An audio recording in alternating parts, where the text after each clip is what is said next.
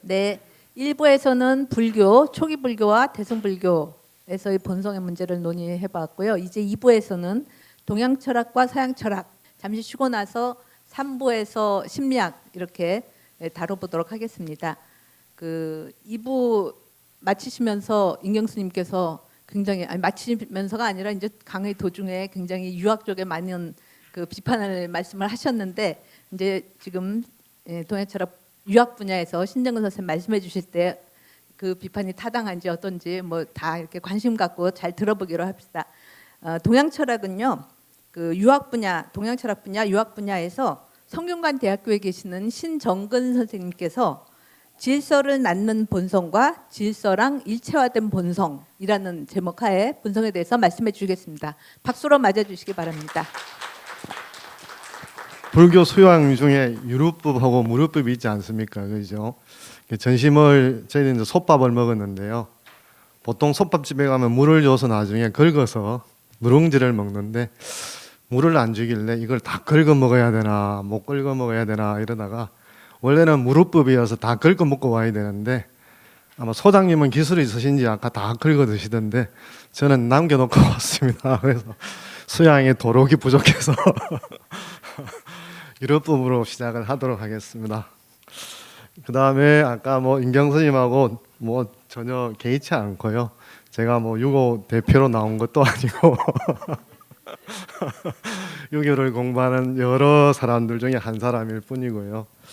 그 다음에 이제 유교도 여럿인데 뭐 서양 철학도 마찬가지입니다만 이게 도매금으로 취급될 때 참 난감할 때가 많아요. 불교도 초기 불교랑 적어도 이제 대승 불교로 두루 나누고 또 뭐 나중에 선까지 나눠서 설명하셨지만 유교도 보면 뭐 초기 유교랑 신유학 이후라든지 현대 유학은 또 상당히 다른 특징들을 가지고 있지 않습니까? 그렇죠? 그런데 이제 그냥 유학, 유교 이렇게 해버리면 늘 빠져나갈 구멍이 얼마든지 많죠. 그렇죠?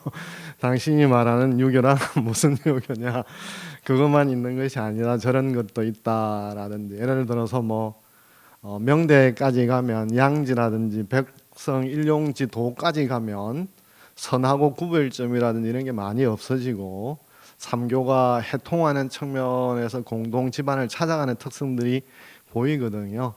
그렇게 되면 또 뭐 삼교를 구분하는 것 자체도 또 학문적으로 쉽지 않은 영역일 뿐만이 아니라 특정 하나를 유교라는 이름으로 비판할 때 그게 이제 과연 적실한 비판인가 이런 것도 논의가 되고 있습니다.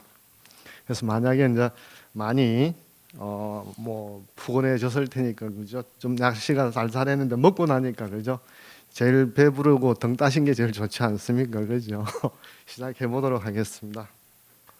네, 동양 철학의 공통 집안이라고 한다면 제가 주문받은 게 이제 유교를 중심으로 쓰지만 동양 철학의 좀 전반적인 걸 언급해 달라고 그래서 동양 철학의 공통적이라고 말한다면 세계는 고정되어 있지 않고 늘 변화한다라는 건데 그러한 개념 핵심적인 사상을 불교는 이제 연기라고 조건지어짐으로 이제 포착하고 있는 반면에 도교라든지 유교에서는 이제 변화하다라고 할 때 화자를 가지고 많이 이야기를 하고 있습니다.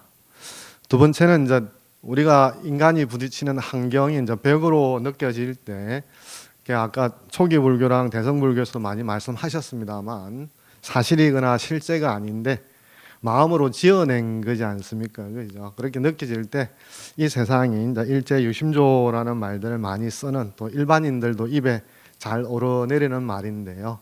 자, 그런 거와 대비해서 도교랑 유교에서 말한다면 물론 뭐 다 삼교 회통까지 가게 되면 일제유심조라는 말을 뭐 불교의 어떤 전매 특허다라고 말할 수는 없습니다만 뭐 도교도 그렇고 그다음에 유교도 그렇다라고 말할 수 있습니다만 좀 차별화를 짓는다면 유교에서는 일체유성조, 성에 의해서 본성에 의해서 모든 것들이 만들어진다라고 말하지 않을까 생각이 되고요.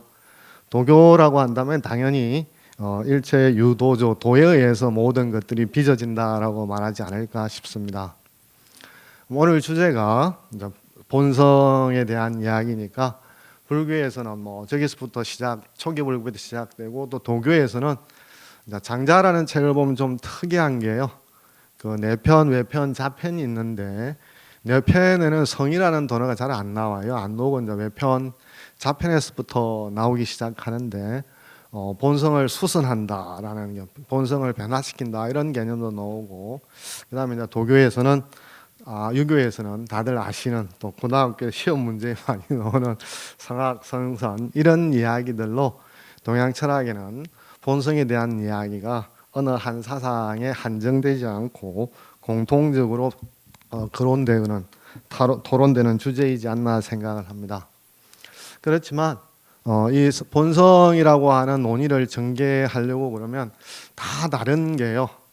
아까 인경 스님도 말씀하셨는데 그 본성이라는 개념을 제가 생각할 때는 기능, 펑션 쪽으로 많이 이해를 하시는 것 같고 이필현 선생님은 아마 본질이라는 개념 쪽으로 좀 설명하시는 것 같아서 서로 본성이라는 말을 쓰더라도 의미가 조금은 다른 맥락에서 좀 쓰고 있지 않나 생각되는 거죠. 그런 측면에서 보면 본성이라고 하는 개념을 쓰더라도 실체의 포인트를 두느냐, 뭐 작용의 포인트를 두느냐, 또는 선천적인 것들의 포인트를 두느냐, 또는 후천적인 것에 포인트를 주느냐, 또는 본질의 맥락에서 포인트를 주느냐, 경향성에 대해서 포인트를 주느냐, 이거에 따라서 같은 본성을 이야기하더라도 훨씬 가지수가 훨씬 풍부할 수 있고요.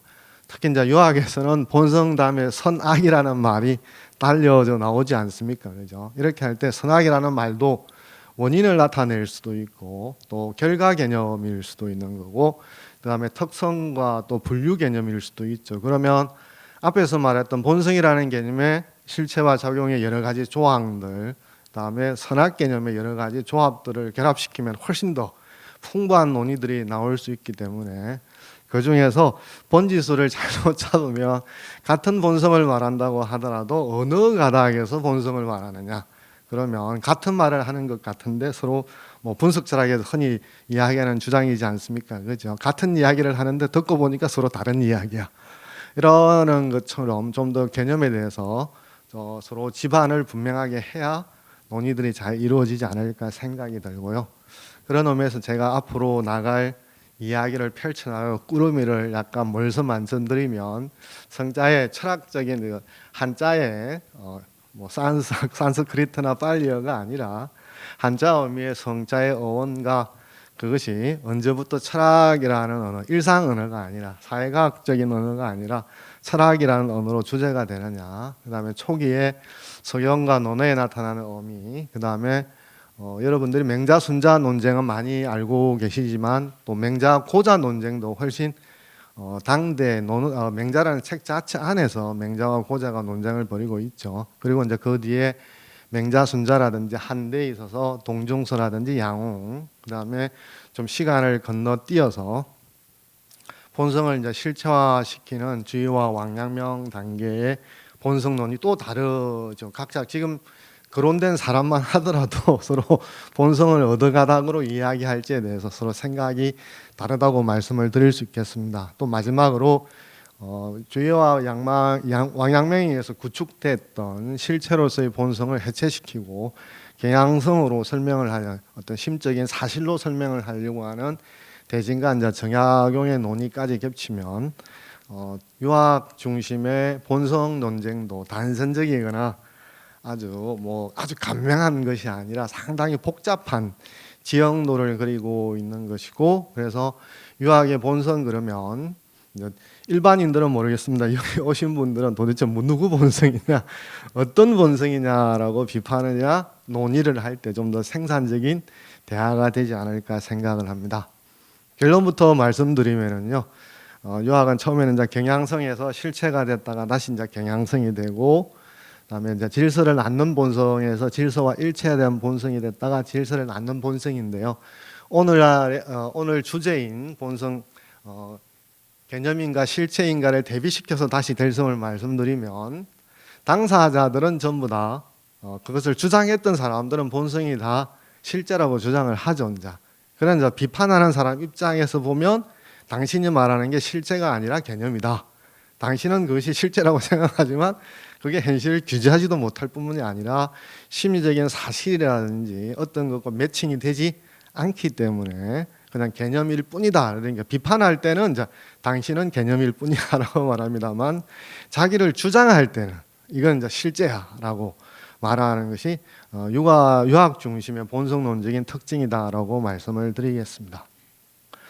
그다음에 이제 서양 철학이랑 뭐 불교에서 연구를 하면 되게 어원 연구를 처음부터 언급을 하지 않습니까? 그죠? 동양 유학 중심의 동양 철학에서도 어원 연구를 하게 되는데 몇 년 전만 하더라도 이제 허신이라는 사람 동안 시절인데요. 허신이라는 사람이 이제 설문해자에 많이 의존을 해서 한자 개념의 어원을 설명했습니다만 허신이라는 사람이 저보다도 훨씬 뛰어나기는 하겠습니다만 저에 비해서 엄청난 한계를 가지고 있는 건 뭐냐면 허신이 본 것은 소전이라고 그래서 검문, 검성문은 봤지만 각골 문자는 보지를 못했어요.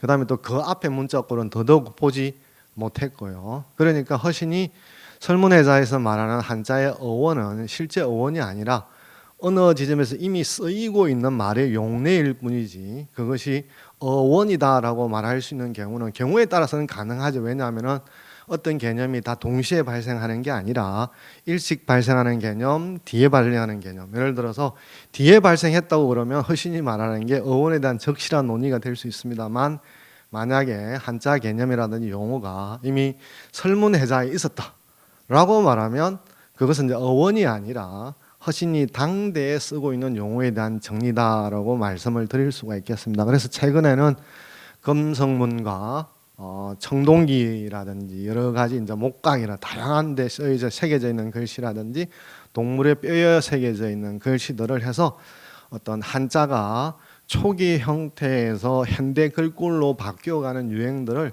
사전적으로 정리하거나 개념적으로 분리하는 연구는 이미 상당히 많이 진척이 되어 있습니다. 그래서 만약에 설문해자가 아니라 지금은 이제 좀 더 검문과 검성문으로 이제 확장해서 각골문으로 확장해서 한자의 어떤 어원을 좀 더 접근해야 되지 않느냐라고 생각하고요. 그런 측면에서 오늘 주제인 본성의 성의 개념에 우리가 최초의 용례라든지 이제 어원을 접근을 해야 될 텐데 앞에 말씀드렸듯이 아쉽게도 성이라는 글자는 각골 문자에는 보이지 않습니다. 초기 문자는 이제 검문이라든지 소전 단계에서 쓰이고 있습니다. 이렇게 보면 여러분들이 알고 있는 도라든지 덕이라든지 이런 개념에 비해서 이 성이라는 글자는 뭐 동양 철학 또는 좁히면 유학에서 중요한 개념이긴 합니다만 출생신고라고 그럴까요? 태생이라고 그럴까요? 상당히 늦은 편에 속하다. 왜 그런지는 조금 있다가 궁금해 하실지는 모르겠습니다만 조금 이따가 설명을 드리도록 하겠습니다. 자, 그러면 이제 성이라는 글 한자를 보시면 뭐 왼쪽 부분이 마음신자고 오른쪽 부분이 흔히 날생자라고 하는 부분 아시죠, 그죠? 그래서 그 부분을 먼저 어떻게 이제 조합이 되느냐라고 보면 다행스럽게 생자라든지 심자는 각골 문자에 보여요. 그러다가 이제 그 둘자가 이제 조합되는 행태가 성자다라고 말씀을 드릴 수가 있겠습니다. 그래서 각골문에 보면 비슷한 유행인데 여러분이 아마 상상하기가 쉬울 텐데요. 제 아래에 있는 가로획이 땅입니다. 그럼 이제 땅이고 그 위에 뭔가 나 있는 뭐 손가락 모양인지 새스락 모양이 있지 않습니까? 그 모양은 이제 씨앗이 발화돼서 땅잎에 떡잎이 나온 상태 또는 떡잎 다음 장이 나온 상태가 이제 생이다. 그러면 이제 생자는 땅에 뭔가 모습을 드러내다. 이런 의미에서 나타라는 뜻이다라고 말씀을 드리겠습니다. 두 번째는 이제 심인데요. 보시면 아주 정교하게 심장에 판막까지 그려놓지 않았습니까? 그죠? 글자의 모양에 보면 이렇게 여기 보면 이게 판막까지 그려져 있습니다. 그래서 현대 글자랑 비춰보면 이런 모양하고 거의 같습니다. 그래서 저런 글자를 상영했을 때 저는 두 가지 가설인데요. 하나는 뭐 전쟁이나 사고로 해서 우연히 심장이 도출될 걸 보았거나 아니면 인위적으로 해부를 해본 경험이 있거나 둘 중에 하나 어떤 걸 확정할 수는 없습니다만 적어도 부정할 수 없는 사실은 이런 모습으로 상영을 했다라고 하는 것은 이런 모양의 심장을 보았던 사실이 경험이 있었기 때문에 저는 글자로 상영을 했다라고 할 수가 있겠습니다. 그래서 이 두 글자가 이제 결합되는 형태가 성이라는 글자인데요. 여기 보면 건문이 갑골문에는 결이라고 해서 없다로 나가 있고, 결이라든지 이제 소전, 이게 가장 초기 형태에 속하는 성이라는 글자의 모양이다라고 하는 말씀을 드리겠습니다. 그러면 이 성이라는 글자를 우리는 하나의 어떤 자형상의 글꼴로 보지만 사실 문장으로 볼 수가 있는 거죠, 그죠? 심과 생이라는 두 구성 부분으로 되어 있으니까, 그러면 그것을 이제 어떻게 해석할 수 있을까? 제가 보기에는 두 가지 해석이 가능한데요. 하나는 마음에 무언가가 나타나는 현상, 마음에 나타나는 현상, 또는 마음이 뭔가를 일으키는 어떤 것. 저게 이제 결국은 앞 위에 있는 것은 마음이 하나의 무대라고 그럴까요? 바탕인 것이고, 다시 뭔가가 마음에 나타나도록 하는 어떤 것이 있다라는 그런 사고랑 연결될 수도 있겠죠, 그죠? 그래서 우리가 뭔가를 보고 깜짝 놀랐다면, 또는 무의식에 의해서 놀랐다고 한다면, 마음이 의식이라고 한다면, 무엇일까 어떤 것에 의해서 마음의 두려움 이런 게 나타난다고 말씀드릴 수 있겠죠. 그러니까 마음이 뭔가를 일으켰다라고 하면 마음이 주동적이고 적극적으로 뭔가를 수행하는, 생산해내는 마음의 생산자로서의 의미인데, 결국은 저 두 가지 해석의 가능성들이 마음 본성의 의미의 두 가지 가닥의 이후에도 지대하게 지속적으로 큰 영향을 낳고 있다라는 사실을 확인해 드릴 수가 있겠습니다. 자, 그러면 제가 앞서 동양 철학에서 중요한 개념 중에 도라든지 그다음에 이런 말들은 이미 덕이라든지 이런 말은 있었는데, 성이라는 개념이 늦게 나타났다. 그럼 왜 늦게 나타나느냐? 아마 다들 궁금해 하시는 것 같습니다. 눈이 초롱초롱한 것 같으니까. 그래서 보면 초기 이제 이 성이라는 사유가 나타나기 전에 세계와 인간이라든지 사회에 결정적인 작용을 하는 것은 사람이 아니고 천이죠, 그죠? 천에 의해서 명령되어지거나 상제에 의해서 수행되어지는 것이죠. 그렇게 보면 사람의 역할이라고 하는 것은 천이라든지 천명을 수용해서 복종하는 게 사람의 역할이지, 사람이 마음에 뭔가를 일으키거나 마음에서 뭔가 나타나는 어떤 작용에 좀 거리가 먼다고 할 수가 있겠죠. 그러면 적어도 성이라는 사유가 나타나려고 그러면 마음이 시키든 또는 마음에 따라서 하든, 당신 왜 그렇게 했어요? 라고 말하면 하늘이 시켜서 했습니다라는 대답 대신에 뭐 마음에서 뭔가 어떠하다라는 이런 진술이 나와야 되지 않겠습니까? 그죠? 그런 의미에서 초기에는 천이라든지 상제가 시켜서 상제에 따라서 이런 대답을 했을 때는 성이라는 사유가 굳이 나올 이유가 없지만, 적어도 이제 후대에 가게 되면 사람이 제 마음에 따랐어요, 마음이 시켜서 그랬어요, 이런 사유가 나타나게 되면 적어도 이제 성이 생겨날 수 있는, 개념화될 수 있는 어떤 발화, 어떤 배경, 씨앗 배경이 된다는 거죠. 그런 측면에서 이런 마음이 생겨나더라도 금세 또 철학적인 개념이 되는 게 아니라 어떤 사회학적이나 정치적인 맥락에서 또 마음이 쓰일 수도 있는 철학적인 맥락이 아니라요, 이런 과정을 거친 뒤에야 비로소 철학화가 되다 보니까 우리가 이제 성선성학으로 알고 있는 전국 시대에 이르러서야 비로소 이제 성이라고 하는 게 이제 철학적인 주제, 본성의 개념으로 나타났다라고 말씀을 드리겠습니다. 그 중에 하나가 이제 철학화되기 이전에 논어에 나타나는 뭐 서경, 시경에 나타나는 것은 시간상 건너뛰고요. 논어에 나타나는 걸로는 성상건, 섭상혼이라고 그러는데요.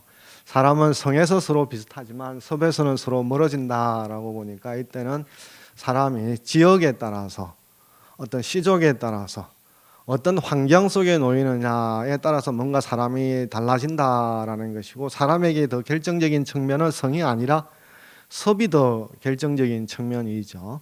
이거는 아직 이제 성이 철학적인 의미가 되기 이전에, 또는 성이라는 말이 선악과 결부되는 것이 아니고, 성이 저게 상대적으로 근이라고 그랬으니까 근원 개념이니까 지리적인 개념, 공간적인 개념, 어떤 차이의 개념하고 결합되는 것이지 선악 개념하고는 결부되고 있지 않습니다. 그래서 이제 그렇게 되는 것은 이제 전국시대 이후에 나타난다.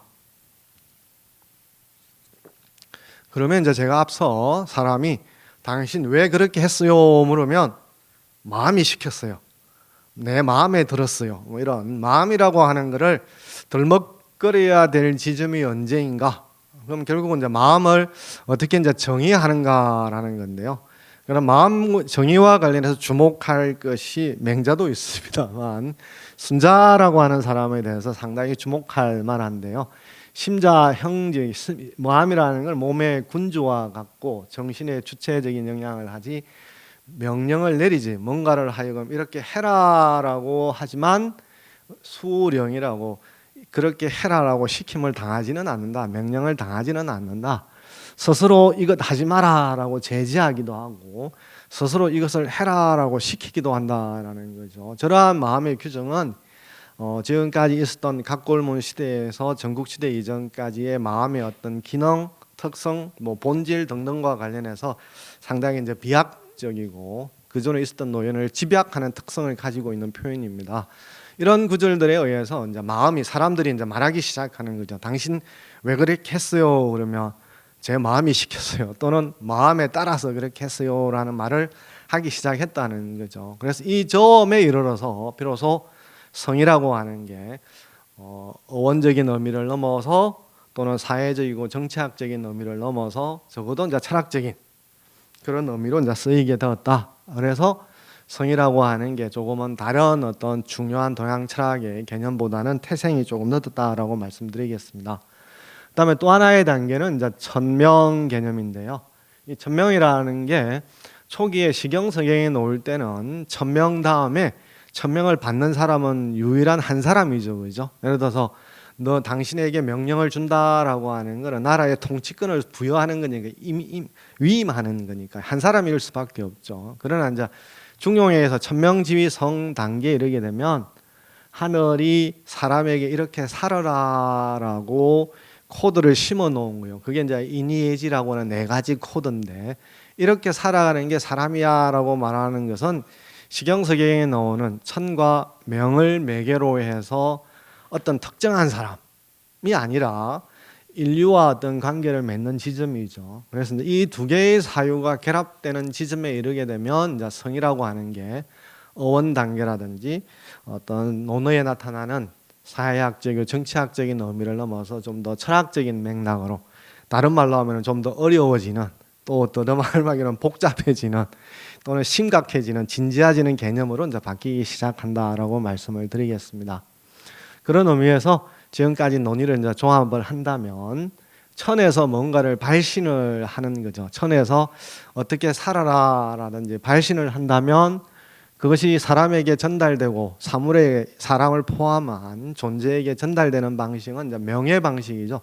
명이라는 단어가 이제 재미나는 것은 다른 것을 허용하지 않는 거죠. 우리가 흔히 부탁한다 그러면 안 받아들일 수도 있지만 명령한다라고 하는 것은 받아들이지 않거나 거부하거나 인수를 거절할 수 있는 게 아니죠, 그죠? 그건 수용할 수밖에 없는, 그죠? 다른 것들을 허용하지 않는 배제적인 특징을 갖는 거죠. 그런 의미에서 사람은 이제 수신을 하게 되는 것이고 성이라고 하는 것은 그 수신된 메시지 내용이라는 거죠. 그래서 이제 유학에서는 그게 이제 인, 의, 예, 지라고 4가지 특성이고 그것은 뭐 꼭 도덕적인 의미만 있는 건 아닙니다. 예술적인 측면의 의미도 있고 도덕적인 측면도 있고 인간적인 다양한 측면에 걸쳐 있습니다. 자, 그러면 철학적인 맥락으로 등장하게 됐을 때 이제 처음으로 나타나는 의미 맥락이 어떤 것인가라고 하는 것들은 이제 그 맹자와 고자와의 논쟁을 통해서 살펴볼 수 있는데요. 누구든지 요즘 뭐 말하면 당신 그렇게 말하는 근거가 뭐야? 뭐 우리나라 정치인들은 그렇게 근거를 말 안 하고 뭐 자기 주장을 말 많이 합니다만 철학에서는 적어도 미덕이 뭔가 주장을 하면 반드시 논거라든지 논증을 해야 되죠, 그죠? 맹자도 성선이라고 말을 하니까 왜 성선이냐라고 말할 때 맹자가 드는 게 이제 이런 시각적인 그림을 여러분들 제시했는데요. 아이가 앞에 우물이 있는 줄 모르고 이제 기어가는 거죠. 그러면 몇 초 뒤에 우물에 빠질 거 아닙니까, 그죠? 그러면 뭐 크게 다치거나 구조했을 때 크게 다치거나 아니면 구조가 늦어지면 불행한 일이 일어나겠죠, 그죠? 그렇게 했을 때 이 장면을 당신이 보고 있다면 당신은 어떻게 할 거냐? 만약에 이제 이 장면이 생각나지 않는다면 뭐 아파트 단지 같은데 공터에 놀고 있다가 공이 차도로 이렇게 굴러 떨어지면 아이는 전후 사정 살피지 않고 그냥 공에 집착해서 가잖아요.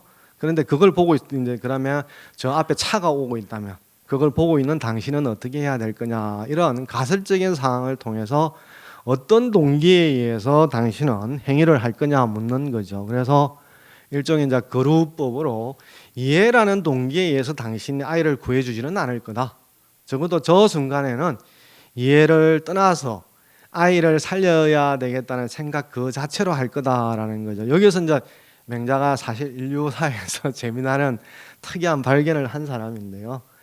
맹자도 이미 뭐 사람이 이해관계에 의해서 움직인다는 사실을 전면적으로 부정하는 게 아니에요. 사람이 이해관계를 따라서 움직이지만 저런 상황에 일종의 도덕적인 상황에서는 이해관계를 떠나서 행위할 수 있다. 그걸 찾아낸 것이 맹자의 어떤 철학사적인 기여라고 할 수가 있겠습니다. 그런 측면에서 한 사람만 그렇게 하는 것이 아니라 소동연이라고 해서 사람이면 누구나 동일하게 비슷하게 행동하는 특징들이 있다. 그걸 바탕으로 해서 이제 본성은 선하다라고 주장을 하게 되고, 이에 반해서 고자라는 사람은 사실 맹자가 돋보이게 만드는 아주 큰 역할들을 한 사람이고, 본성과 관련된 논의들을 이렇게 크게 키우는 데 결정적인 기여를 한 사람이죠. 만약에 고자가 없었으면 아마 맹자의 본성에 대한 논의도 상당히 아주 빈약하거나 뒤에 철학사에서도 크게 초점을 받지 못하게 됐을 텐데요.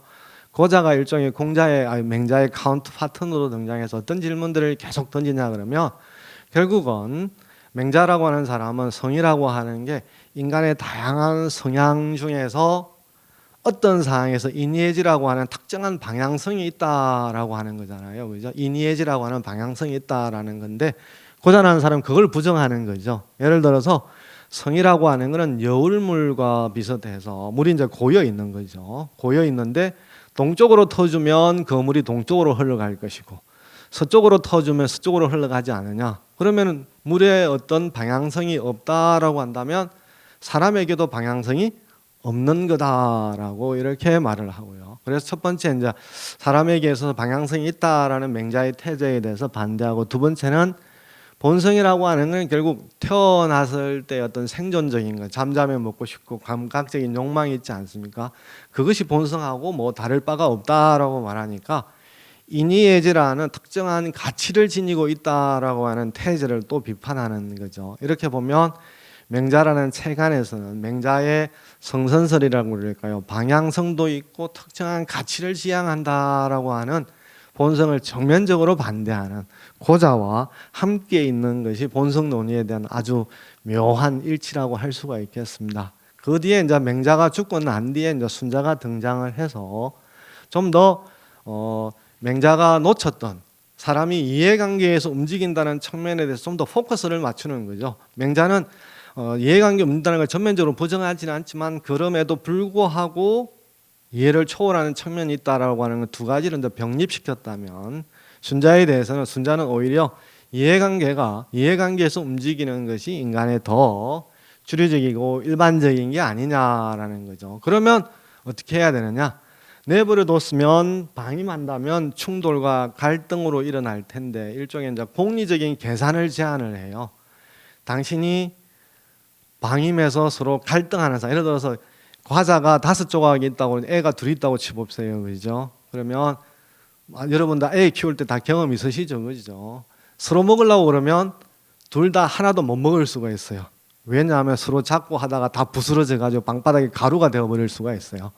그런데 야, 우리 싸움하지 말고 니 3개 먹고 내 2개 먹고 아니면 두 개 하고 반 잘라서 먹자. 그러면 2.5개씩 먹을 수가 있지 않습니까? 그죠? 순자는 그 제안을 하는 거예요. 공리적인 계산을 통해서 어떤 선택이 우리한테 더 합리적인 결과를 줄 수 있느냐.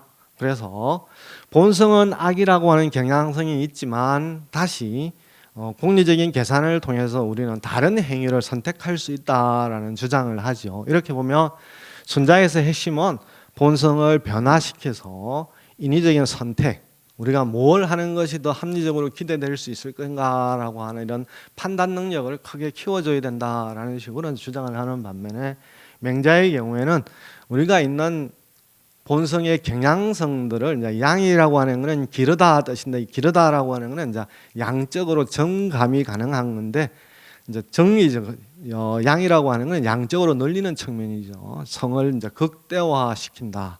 그것이 아마 이제 성을 극대화시키는 게 여러분들이 알고 있는 호연지기라는 말하고 이어지는데요. 어떤 양성을 통해서 사람의 이해관계를 초월해 있는 이니에지와 같은 성향들을 좀 더 극대화시키자라고 하는 게 이제 맹자의 주장이다라고 말씀을 드릴 수 있겠습니다. 이렇게 초기 논의가 진행이 되고 나서 많은 분들이 성선선하게 다 거친 게 아니냐라고 생각하지만, 드라마가 계속되는 것처럼 본성 논의도 계속 이어집니다. 전국시대가 끝나서 한 제국이 등장하고 나서 동종서라는 사람은 성이라고 하는 것은 개화돼서 후천적으로 뭔가 될 수 있는 바탕을 가지고 있지 그 자체가 온전한 어떤 것을 지니고 있는 건 아니다라는 식으로, 그래서 이제 맹자는 성선 자체가 뭔가를 일으킬 수 있는 모티베이션도 되고 동력도 되고 그리고 결과를 낳을 수 있는 힘도 가지고 있다라고 주장하는데, 다른 요인들이 더 중요하다는 거죠. 그런 측면에서 이제 동종서의 경우에는 사람이 선질에다가 후천적인 교육이 결부되지 않으면, 교육이 되지 않으면 선질이 있다고 하더라도 그 선질이 실질적으로 선으로 이제 개화가 되지 않는다라고 주장하면서 후천적인 후천적인 교육의 중요성을 아주 부각시키면서 맹자를 비판하고 있습니다. 다음에 이제 양웅이라는 사람도 등장해서 선악 혼설이라고, 성에는 기존에 있었던 성의 어떤 단일한 특성 또는 악이라고 하는 단일한 특성으로 되어 있는 것이 아니고, 성에는 선의 특성과 악의 특성이 이제 공존한다라고 말하는 거죠. 그런 측면에서 그러면 사람이 양가의 가능성을 가지고 있는데 어느 쪽에 어떤 수양에 집중하느냐, 선 쪽의 수양에 집중을 하면 선으로 드러나는 것이고, 악의 수양으로 집중하면 이제 도둑이 되는 것이고, 선에 집중을 하면 이제 선인이 되는 거라는 게, 결국 개인의 이제 후천적인 노력 여하에 따라서 성이 어떤 방향으로, 이렇게 보면 이제 선천적인 특성보다는 적어도 이제 한대에 이르게 되면 후천적인 교육, 후천적인 환경, 그래서 아까 제가 말씀드린 게 성과 선악의 개념의 어떤 가닥과 맥락이 복잡해서 어떻게 조합되어지느냐에 따라서 여러 가지 갈래의 이야기가 나온다라고 말씀을 드렸던 맥락입니다. 그러면 여기에서부터 이제 중요하게 되는 게, 이전에는 그러면 성이 인간에게 행동을 하는 동력이다, 뭔가 에너지가 아주 가장 낮은 차원에서 이런 합의는 할 수가 있을 것 같아요. 각각의 이론적인 차이는 이거 주장은 다르지만, 성이 뭔가 사람의 행동을 하는데 중요한 요인이다 정도는 아주 낮은 차원에서 합의는 볼 수 있을 것 같아요. 그런데 이제 이 세대 사람들 어떤 질문을 던질 수 있냐 그러면, 사람이 그런데 어떻게 행위를 하려고 보면 어떻게 그렇게 천차만별이야? 어떻게 사람이 두 갈래, 세 갈래 이렇게 가닥 지어질 수 있는 정도가 아니라 사람마다 어떻게 다 차이가 나느냐?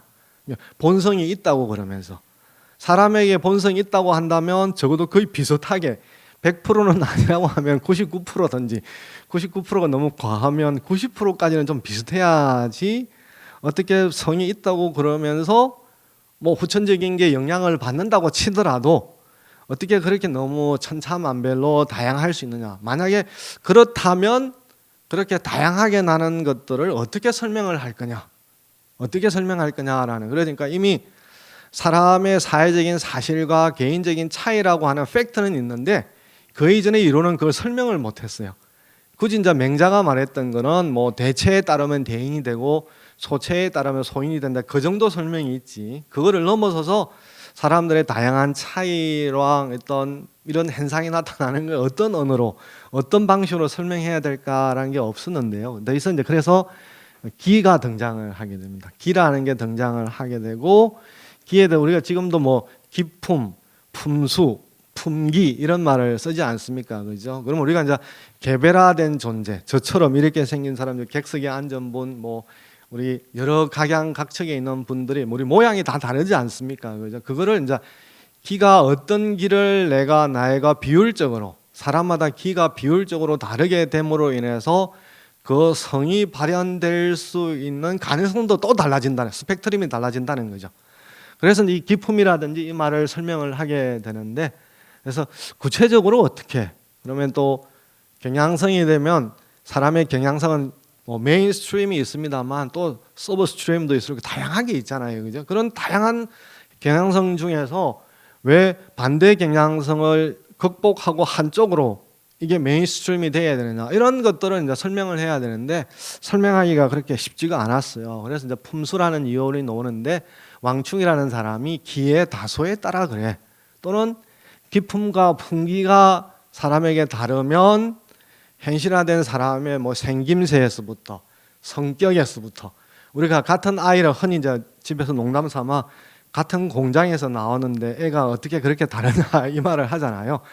저 말을 쓰면 저렇게 설명할 수 있는 거죠. 얘들 기품이 달라, 품기가 달라. 첫째는 이제 만약에 오행이라는 걸 설명하면 목기가 많다, 목기가 많으면 좀 차분하다라고, 화기가 많으면 성격이 급한 거죠, 그죠? 저 사람한테는 좀 화기가 많아.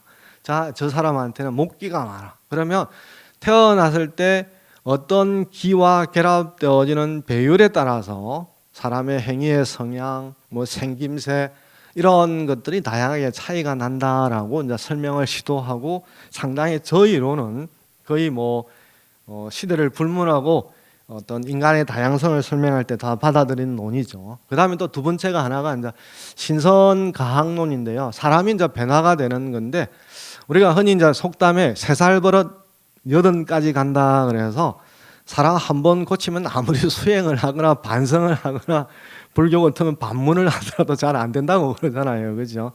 그런데 이제 가롱이라는 사람이 신선가학론, 신선이라는 사람이 선천적으로 특별한 기운이 그러는데 선천적인 요소가 있어야 신선이 되는 게 아니야. 신선은 후천적으로 학습을 하면 신선이 될 수 있어라고 하는 게 나중에 이제 송나라 때에 성인이 후천적으로 배워서 이룰 수 있는 경지다라는 논의로 바뀌게 되는데 그때 가롱이라는 사람이 왜 저 말을 하느냐면 가롱은 연단을 하기도 하고 상당히 오늘날로 하면 과학자, 화학자에 가까운 사람인데요.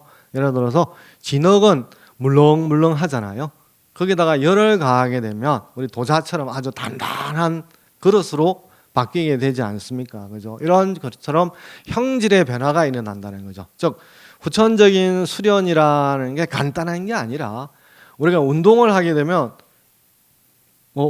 비실비실하던 사람이 건강한 사람이 되고 헬스를 하면 이렇게 우락부락한 근육질이 되지 않습니까? 그렇게 생각하시면 됩니다. 사람이 후천적으로 하면 그게 몸의 변화만 일어나는 게 아니라 성질의 변화만 일어나는 게 아니라 인격의 변화가 일어날 수 있다라는 거죠. 그래서 이런 기품의 논이라든지 사람이 후천적인 수행에 따라서 어떤 건강, 이제 도교에서는 이제 건강의 포인트가 있고 또는 신선의 포인트가 있었는데 후대 성리학자들은 저걸 이제 인격으로 받아들이는 거죠.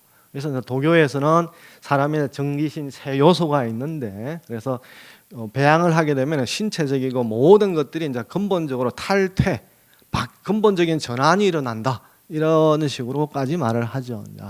그래서 주의가 이런 것들을 받아들이면서 맹자, 순자, 그다음에 동정석, 양홍과 질적으로 점핑을 하는 또 다른 단계의 실체화 단계로 이제 이르게 되는데요.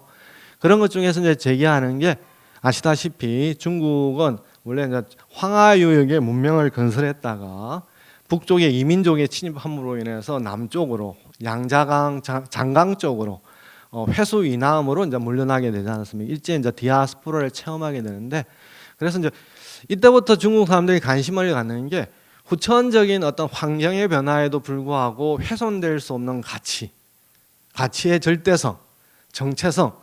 우리나라에도 조선학이라는 말이 언제 나왔냐 그러면 일제 망하고 난 뒤에 조선학이라는 개념이 나왔어요.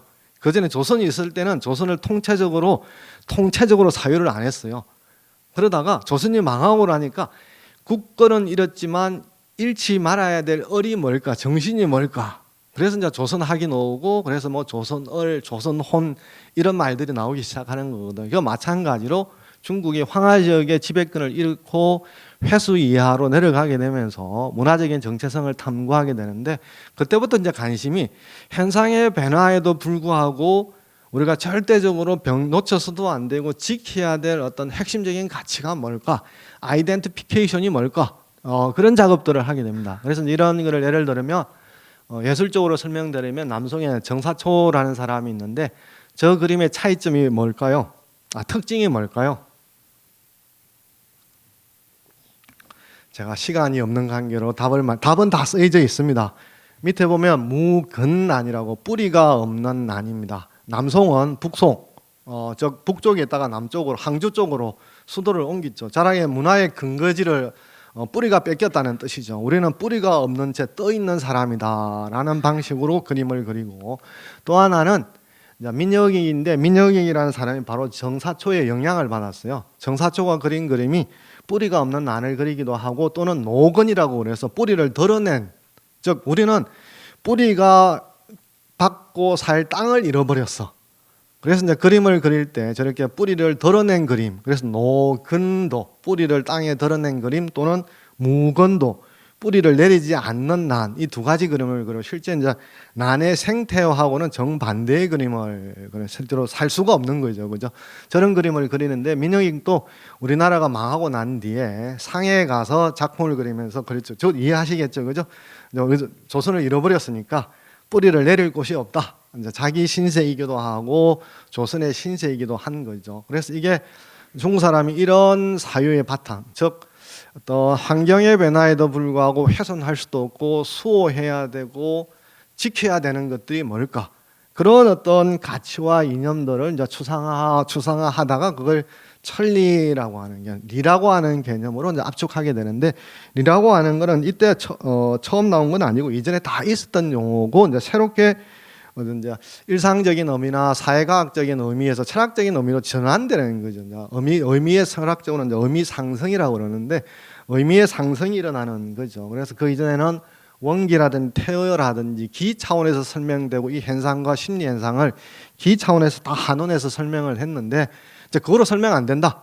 기의 변화는 현상의 쉬프트는 설명할 수 있지만 우리가 지켜야 될 것, 수호해야 될 것, 훼손 없는 가치는, 기라고 하는 것은 늘 변화의 과정이 있으니까 그걸 설명해 낼 수 없다. 그래서 이제 리라는 차원으로 이제 주목을 하게 됩니다.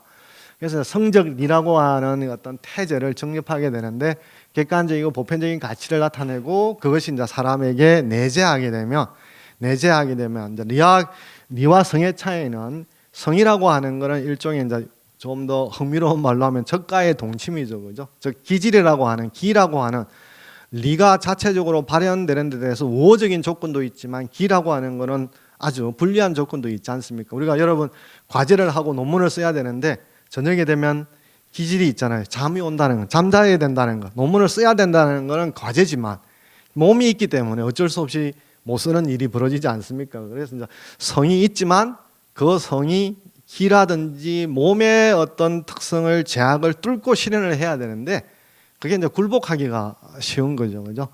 그런 측면에서 사람의 두 측면은, 사물의 두 측면은 리만 있는 사물이라든지 기가 없고 리만 있는 사물이라든지 리 없고 기만의 사물이라는 건 불가능한 거고, 꼭 리와 기가 공존하는, 그러니까 저가의 둘은 물론 이제 서로 짬짬이를 잘해서 같은 편일 때도 있습니다만, 우리가 운동선수가 컨디션이 좋을 때는 자기 몸이 날개라고 그러잖아요. 그런데 몸이 무거워버리면 몸이 있다는 것 자체가 자기 실력을 발휘하기가 어렵지 않습니까? 그렇게 할 때 기라고 하는 것은 리의 발현을 적극적으로 도와주는 응원군이기도 하고, 어떨 때는 발목을 잡을 수 있는 두 가지 특징들을 가지고 있죠, 그죠? 그래서 이제 두 가지로 나뉘어져서 본연지성이 기절지성을 이제 압도해가는 기본적인 구도가 주자의 인성론이다라고 말할 수 있겠습니다. 그런 측면에서 그럼 이제 저 기질, 기품, 품수를 가지고 다양성을 설명을 한다면, 사물은 이제 편색되어 있어서 어떤 변화가 어렵다고 한다면, 사람은 이제 청탁 수박이니까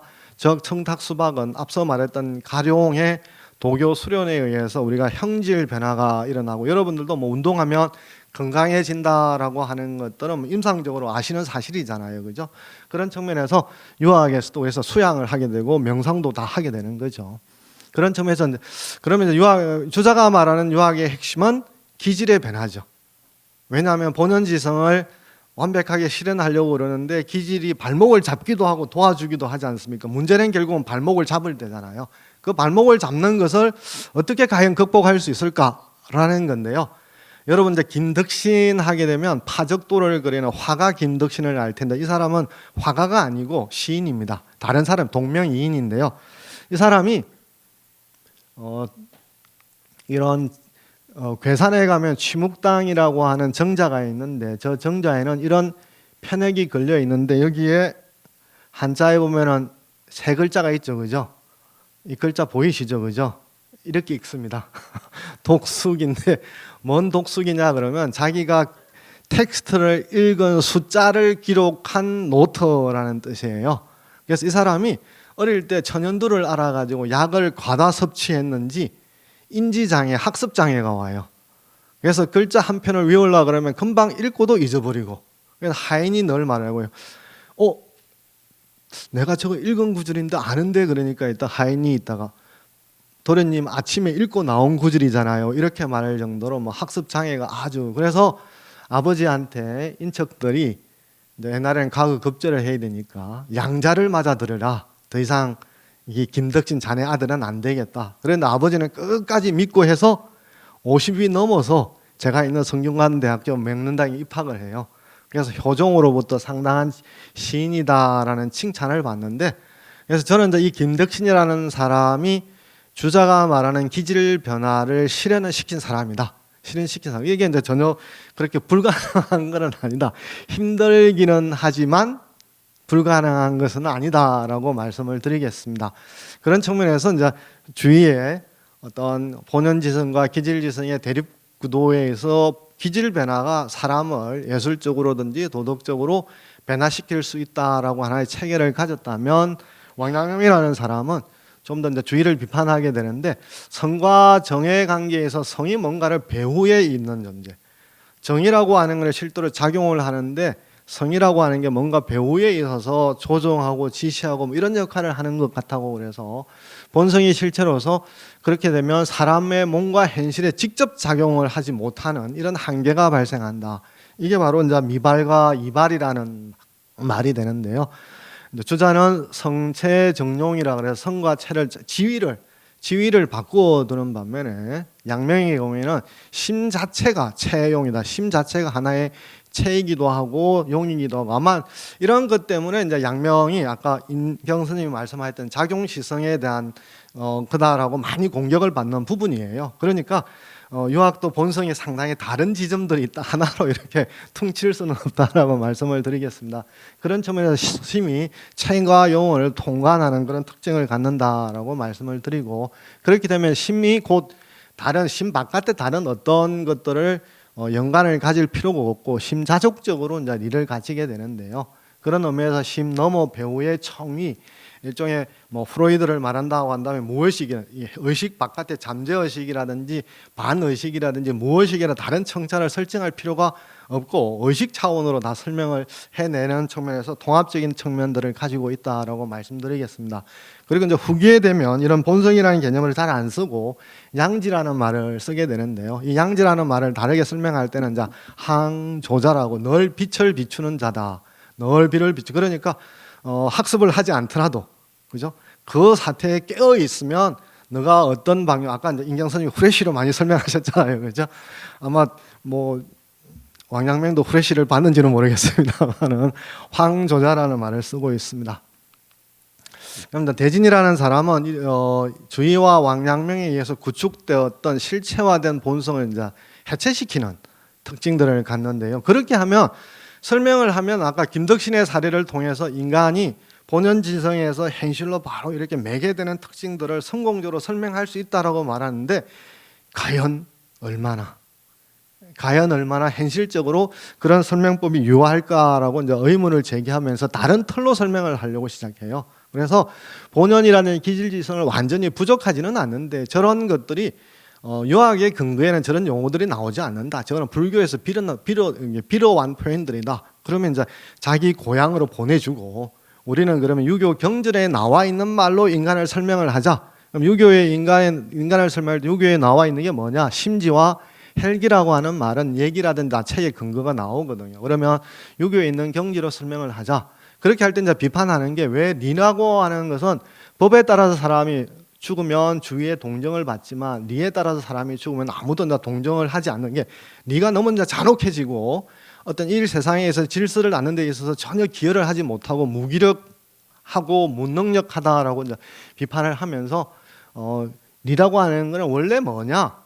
그런 주자가 설명하는 방식에 이제 선천적이고 보편적이고 어떤 객관적인 이치를 말하는 게 아니라 우리 여러분 뭐 의자라든지 나무에 보면 결이 있지 않습니까? 피부를 보면 무늬가 있지 않습니까? 이런 게 리일 뿐이다. 리라고 하는 거는 어떤 경험적이고 상당히 이제 과학적인 특징이 되죠, 그죠? 경험적이고 과학적인 특징의 맥락으로 리를 해체시켜 버리고 다른 맥락으로 이제 설명을 하려고 하는 게 대진의 특징이죠. 그렇게 할 때 혈기는 몸 또는 몸으로 인한 욕망을 가리킨다면 심지는 지각, 사유 이런 것인데 저런 것들은 유학의 근거도 있을 뿐만 아니라 저것이 구체적으로 어떻게 작용하는지 그 과정도 프로세스도 다 알 수 있지 않느냐. 그러니까 아무 근거 없는 불교의 이론의 틀을 빌어와서 사람의 어떤 행위를 설명할 게 아니라 유학적인 근거를 가지고 하면 실체도 있고 어떤 프로세스도 알 수도 있고 명확하지 않느냐라고 설명을 하죠. 그러면서 저는 심지를 통해서 객관적이고 경험적인 이론, 불력 지칙을 해야 되지 순전히 개인적인 확신에 찬 어떤 이론, 독단적인 이론으로 인간을 안내하거나 이끌 수 없지 않느냐라고 말을 합니다.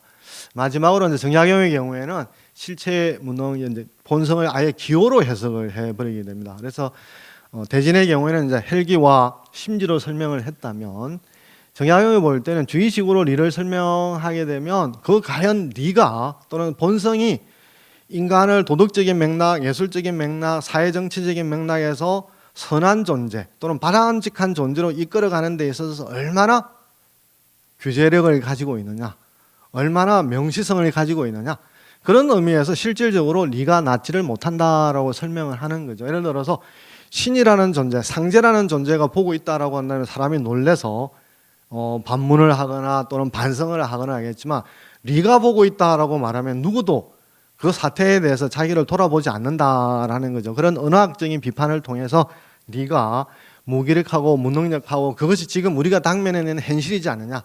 정약용은 조선 후기 인물이지 않습니까? 그죠? 조선 후기의 삼정의 문란을 리가 만약에 있다면 이런 현상이 어떻게 초래됐겠느냐. 리가 그런 기능을 하지 못했기 때문에 이런 일이 일어나지 않느냐 비판을 하면서 그러면 당신들이 말하는 주자가 말하는 리라고 하는 게 이런 거다. 복숭아에 있는 씨앗인데요. 이 씨앗, 도인, 뭐 행인, 살구나무 씨앗인데 저게 이제 썩어서 발화해서 복숭아를 실제로 낳지 않습니까? 그죠? 그러면 리라고 하는 게 과연 행위를 낳느냐는 거예요.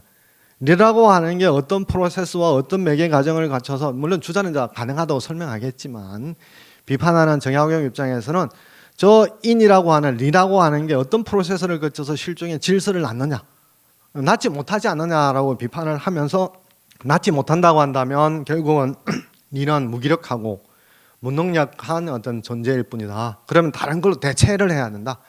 다전과 마찬가지로 해체를 시켜야 된다고 보는 거죠. 그러면서 기호이다. 그럼 기호는 우리가 두 가지인데 천명지성과 기질지성이 있는데 우리가 선과 의를 좋아하고 악과 탐욕을 미워하고 기질지성은 만족, 뭐 감각적이고 육체적인 거죠. 이런 그 두 가지가 있다는 거예요. 그 두 가지 중에서 있다라고 하는 거 어떻게 설명을 하느냐라고 말하면 이제 이 윤씨와 정씨 이야기는 이름까지는 안 나오고 그냥 성만 공개되는데요. 아마 자기가 관찰한 사례인 것 같아요. 윤씨는 원래 도둑질을 했는데 다산인 정약용이 이제 인으로 계도하고 설명하니까 눈물을 흘렸다. 그럼 눈물을 흘린다라고 하는 것은 자기가 잘못했다는 것에 대해서 뉘우칠 수 있는 기호가 있다라는 거죠. 그게 바로 천명지성이라는 거고, 그다음에 악인이었 나쁜 사람이었는데 음식을 대답하고 밥을 막 생선을 잡아서 해도 쳐주고 뭐 매운탕도 끓여 먹고 좋은 분위기를 조성해서 작은 설명을 하니까 눈물을 뚫더라. 그럼 저렇게 악인도 뭔가 자기 악을 어떤 사탄과 같은 어떤 변화가 불가능한 존재가 아니라 어떤 상황에 따라서 악인이 된 거지 뉘우칠 수 있는 가능성들이 있다. 그럼 결국은 악에 대해서 미워하거나 성선이라고 하는 게 이제 분명한 사례이지 않느냐라는 식으로 다산을 설명을 하고 있습니다. 그럼에도 불구하고 기질지성과 기호의 두 가닥이 있죠.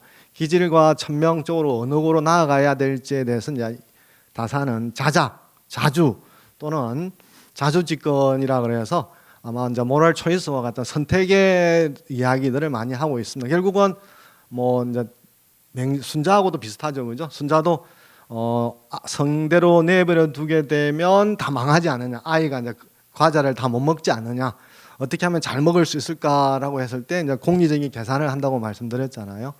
그럼 이제 다산도 자기가 이제 선택을 해서 어느 것들이 합리적인 것으로 기대되느냐라고 했을 때 인간의 저런 선택지를 발휘한다면 그럼 실제로 도덕이 활성화되고 예술이 미화될 수 있는 기제들을 설명해낼 수 있다고 보는 거예요. 정약용은 주의가 말하는 방식으로는 있다라고 하는 건 있겠지만 그러나 그것이 현실을 설명하는 규절에게서 뭔가 떠 있다. 그 간격이 발생하니까 그건 실제이지 않고 개념일 뿐이다라고 이제 비판을 하는 거고 자기는 성을 기호로 설명한다면 실제적인 인간의 행위, 성의 차원에서 행위 차원으로 이어지는 두 대결을 어떤 블랙박스처럼 암흑상자처럼 어떻게 될지 모르는 게 아니라 투명하게 성에서 출발해서 행으로 이어지는 그 과정을 프로세스를 투명하게 트랜스페어런트한테 설명할 수 있지 않느냐 그런 측면에서 이제 자기 언어가 이제 실제다라고 주장을 하고 있습니다. 이것으로서 그 성이라고 하는 주제가 시작이 되어서 아마 이거 하나만은 뭐 유학도 본성에 대한 논의가 하나가 아니다. 그래서 앞으로는 좀 더 이렇게 콕 집어서 말을 한다면 서로 다른 학파랑 다른 의견과 좀 더 생산적인 대화가 되고 그런 측면에서 좀 더 이제 분화시켜서 이야기를 하면 오해를 벗어나서 좀 더 잘 이해할 수 있는 길이 열리지 않을까 생각합니다. 고맙습니다. 네, 신정근 선생님 강연 잘 들었습니다. 그 본성의 어원에 대해서 쭉 설명해 주시고 또 본성이라는 것이 성으로서 또 리로서 어떤 만물의 동일성의 차원이지만 차이를 설명하기 위해서 이제 기질지성이 들어온다라는 말씀 기를 강조를 해주셨고 그다음에 선생님 제목이 질서를 낳는 본성 그리고 질서랑 일체화된 본성 이겁니다.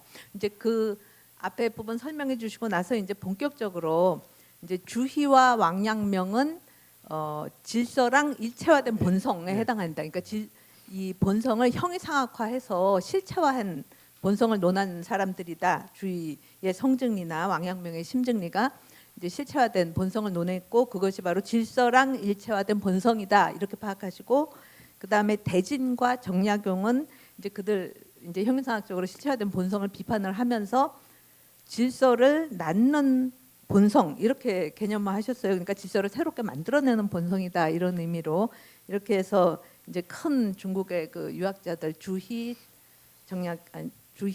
누구죠? 왕양명 그리고 대진까지 설명하시고 이제 우리 조선의 다산 정약용 이렇게 말씀을 해주셨습니다. 너무 말씀을 조곤조곤 잘 해주셨기 때문에 선생님들 들으시는 분도 이해가 잘 되셨을 거라고 생각합니다. 시간도 많이 지나서 질문 이렇게 토론할 시간은 별로 없을 것 같고요. 선생님이 끝에 말씀해주신 뭐 맹자, 고자 이런 사람 빼고 그 4명 중에서 어느 분의 관점이 제일 선생님 마음에 드십니까? 그거 하나만 좀. 예. 저도 장가 갈 때 부인이 가자고 그래서 갔습니다. 그러니까 무슨 뜻이시죠? 제가 뭘 선택하는 게 그렇게 탁월하지가 않습니다. 아 그래도 누구 책을 읽을 때 제일 자신과 동일시되고 흡족하고 아 이 사람 참 정말 세상을 제대로 봤어. 뭐 이런 철학자가 누굴까요? 아니 뭐 그 구분한다면 이제 저는 이제 양명 쪽에 요즘 양명을 많이 공부를 하고 있는데요. 예, 그래서 좀 반가운 소식입니다. 양명은 불교라든지 도교까지 같이 예. 저는 이제 동양 이제 서양은 이미 현대 철학이라는 말 익숙하잖아요. 예. 근데 동양 현대 철학이라는 말은 상당히 있기는 있는데 익숙하지 않는데 저는 그 출발점을 이제 16세기부터 이제 그 양명학 연구에서부터 인간을 바라보는 관점이 비슷하니까 네. 거기서부터 다시 현대 철학을 구축해야 되지 않느냐 생각하고 있습니다. 예. 선생님 여기가 불교 중심 학회이기 때문에 그렇게 말씀해 주시는 건 아니죠? 아닙니다. 아니죠. 예, 아니, 양명학이 뭐, 제일 불교와 가까운. 예, 감사합니다. 오늘 발표 잘 들었습니다. 네, 고맙습니다.